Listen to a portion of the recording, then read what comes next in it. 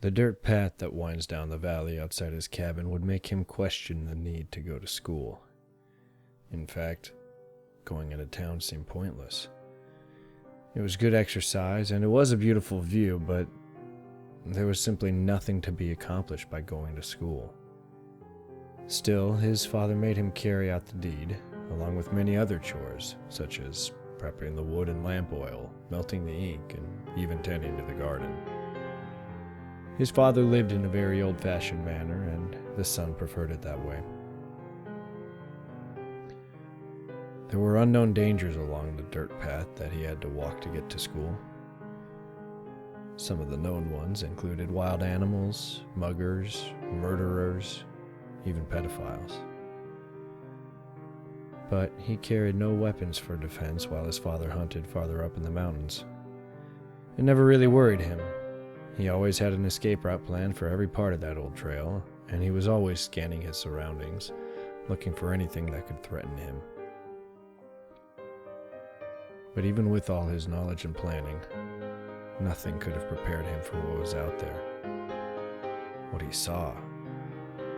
What happened.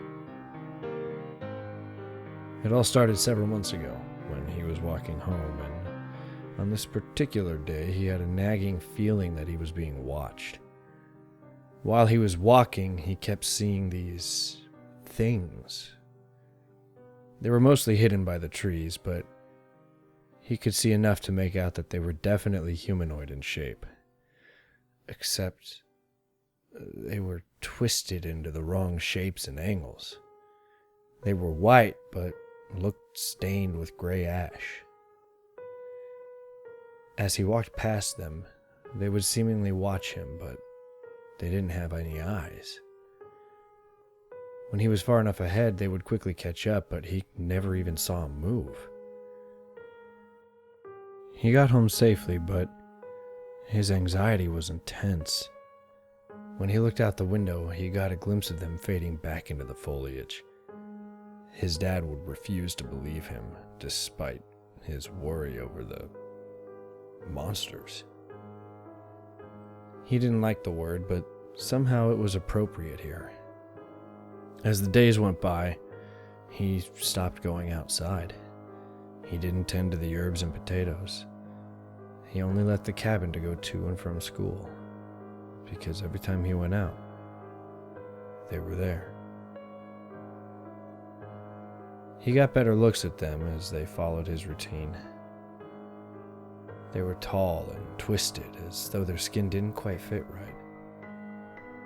One was crossing the street in front of him one day, a little ways up the path. He could see that they had really small feet with claws, and they had these hands that changed shape every time he saw them. Sometimes they resembled infant hands, other times spikes, and still others they were long and lanky, but they were always covered in blood. Eventually, he stopped sleeping at night. His appetite dwindled. He lost a lot of weight and grew sick. His eyes grew lifeless and haunted. He was losing his perception of reality. He wasn't scared, angry, or even sad. He just couldn't feel. He had long forgotten who he used to be and had become little more than just an empty sack of skin lumbering around his house. He felt as though he was being watched at all times. Until yesterday. He was climbing the last uphill section of that dreaded path on his way home, stopping frequently to try to throw up, but he could never actually produce anything. He merely dry heaved for a few moments before giving up and straightening himself up to continue on. He was interrupted, though, by the sound of dirt compressing beneath someone's boots no more than 20 feet away from him. He turned to see a man with a scraggly beard. This man had dirty clothes and glasses.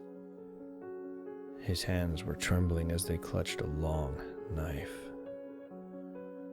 The stranger raised the blade to his pale, moldy-looking tongue and slowly licked the backside of the blade.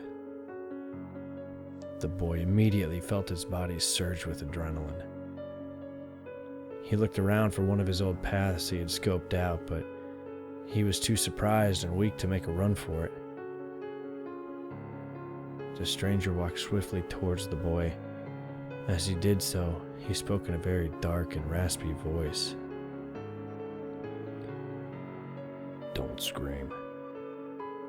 Don't even think about it. Now take off your backpack." He pointed the knife to the boy's feet. Overwhelmed by fear, the young boy choked back tears and dropped his backpack in the mud. The stranger kicked it off into the bushes. He took a moment to rub his crotch. "You won't need that bag where you're going." He started to reach for the boy. Suddenly, there was a loud clap of thunder as these dirty things came out of the woods. They rushed towards the man and quickly swooped him up with their hands. Their hands were clearly mouths this time, full of rows of razor-sharp teeth. The man's screams were quickly drowned out by the sounds of his bones and flesh being ripped, torn, devoured by 4 of these things. They ripped him into chunks and ate him through their hands. They finished quickly, stood erect, and moved toward the boy.